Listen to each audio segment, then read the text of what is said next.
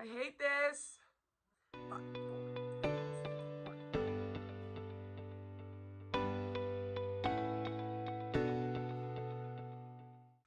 Hi everyone and welcome to my first YouTube video on my YouTube channel. I'm Maia Dvoracek. I play volleyball at Cal Poly. I'm a right side and I'll be going into my senior year, which is just crazy to think about. But today I wanted to talk to you guys about what it's like going through the recruiting process, especially when you don't have a lot of resources, you come from a small town like I did, or you didn't play at a very big club. I'm from Truckee, California, which is a really small town in Northern California. My high school is really small. I played for Truckee High, and the club that I played for was NCBC out of Sacramento, and it's a wonderful club, but it's just a lot smaller than some of the, powerhouse clubs that are out there. So I just want to be a resource and let people know that it still can be done, and that you don't have to have big flashy recruiting coordinators that get everything done for you, and that you can do it all on your own like I did with my mom. So I'm going to talk you through the 5 things that I think are the most important and the biggest things that I learned while going through the process. Number 1, start wherever you are, wherever you're playing, however old you are, start now. It is never too early to start building relationships with coaches. It's never too late to try either. If you're a senior and you're not super sure whether or not you want to play, or you think you've waited too long, you haven't done that at all. So start sending emails, start reaching out, and start just being proactive, because it doesn't matter. Just start. Depending on your age, they might not be able to email you back, so keep that in mind. And right now with coronavirus, it is a weird time with recruiting. So be patient and just let things happen in time.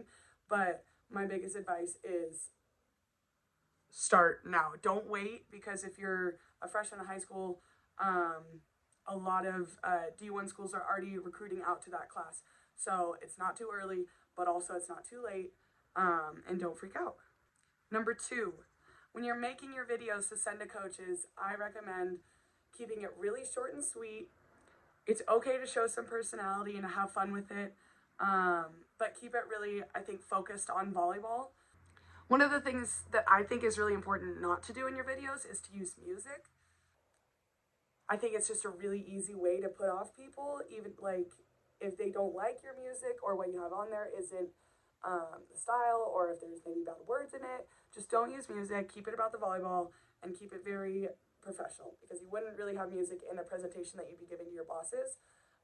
So for me, I say don't use music. Make it all about volleyball, all about your accomplishments, all about your team and everything that you've done as a package to show why this coach should take interest in you. Also, I think put your best stuff only, even if that means having a lot shorter video. Keep it just to your best stuff, because if you fill it with fluff, or you fill it with maybe not your best plays, it makes it almost diluted. So put your best stuff in there no matter how long your video is, and just make it that. And then diversify. Show that you're a well-rounded player if that's your position. For middles, if you're going to be a really good attacker and a really good blocker, that's really all you need to put in there. And serving as well.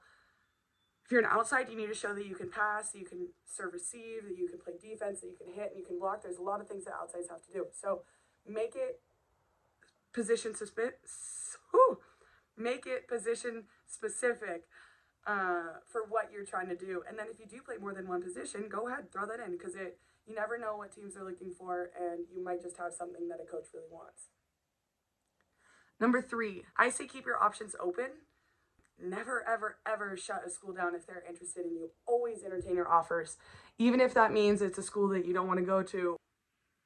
Maybe it's NAIA, maybe it's D2, maybe it's a D1 school that you just aren't that interested in. Keep your options open. Never say no to a coach, because any offers are good offers, and you always want them on the table. Don't ever think that you're too good for a school, because that is just going to reduce the amount of schools that will be interested in you.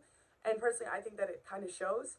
So entertain all offers you get, even if it's just communication, even if it's an email back, you email them again.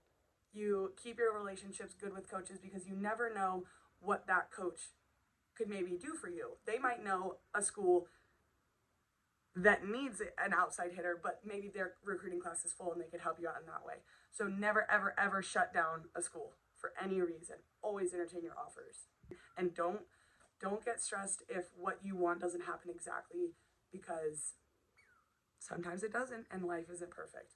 Number 4, don't just go for volleyball. This is one of my biggest things. I always asked myself when I was going through the recruiting process was, am I going to be happy at this school if for some reason volleyball is taken off the table?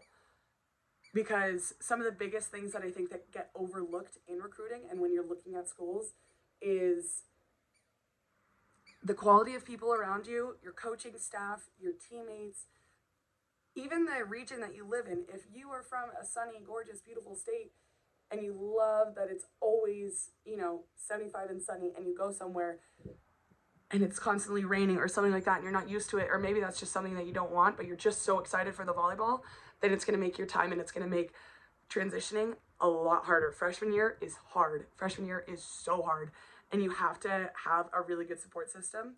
And I think when you maybe just focus all on volleyball, sometimes you can lose sight of that. So I definitely recommend, it's not just about volleyball, it's about the school and it's about the people, and make sure you take that into consideration when you're going through this process. Also, I can't say this enough because I think that Cal Poly is a testament to this, and I love Poly, and I would not want to be anywhere else. We've played in amazing stadiums. We've been in unreal guest locker rooms. It's not about that. Magic is unreal, and that's what we call the feeling that we have when we play inside our home gym.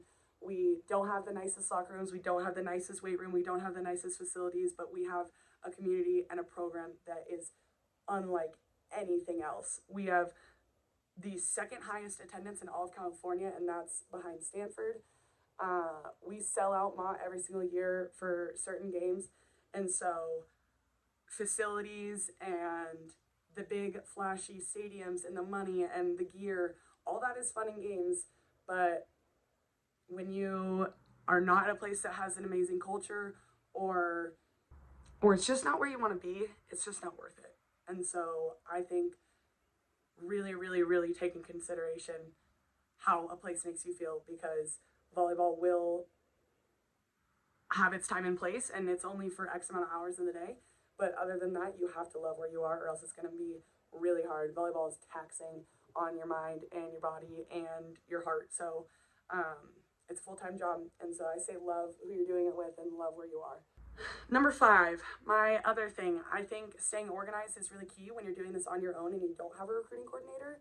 It's one of the biggest things that helped me and my mom out when we were doing this. I made green, yellow, and red schools. So I printed out the whole NCAA list that had D1, D2, D3 schools, and I just got out my highlighters and I just started highlighting. Green were schools that I would love to go to. I think my whole page was green. Yellow schools were schools that I was still interested in, but I would love a green school first. And then red schools were I entertained, but we're thinking maybe using more as leverage, or backups if none of my green or yellow schools went well. I had flashcards. I think you can do it better with like an Excel sheet or Google Sheets. Write down every single time you contacted that school, who you contacted from that school. Also, side note, contact everyone on the recruiting coordinator list or on their coaching staff list, because you never know maybe who's checked their email that day, who had a little bit more time. So email every single person on the list, and then keep track of what you reached out to them with. If it was a video, just an email saying hi, an update, anything like that, email them and then mark it down and say, I contacted this coach this many times, this is what I said, this is what I got back. It just helps keep everything organized, clean, and efficient. That way you're not maybe sending the wrong emails to the wrong coaches, or, over emailing, which I don't think you can do. That's my other thing. I don't think you can over email. It's like you're selling yourself, so you want to put yourself in their face at all time, because coaches are inundated with emails constantly. So the more you can put yourself at the top of their email list, the better. You definitely want to have all your ducks in a row when you're dealing with this, because it's really important, and the coaches want to see that you can manage what you're taking in. So that's it. My last goodbye words are to stay calm. Everything will work out the way it's supposed to. Don't freak out if a school tells you no, because recruiting is really hard in some school, even if you're an unreal player, but maybe they already have the position filled for the time that you're coming. So it doesn't always matter when it comes to that. So stay calm. There will be a school that will pick you up, and don't lose sight of what you're trying to do, because the reason we play and the reason that we go through all this is because we love the sport, and you wouldn't put yourself through all the hard work, workouts, practices, recruiting, all of this. It takes so much time and it takes a lot of effort, especially when you're doing it on your own. But it's so, so, so worth it, and I'm so happy. I'm at Poly. I love it with all my heart. I wouldn't want to be anywhere else. We've been to a lot of other schools, and stay the course and remember that you love the sport, and then that's why you play. So yeah, that's all I have for you today. Thank you for watching. I'll see you guys next time.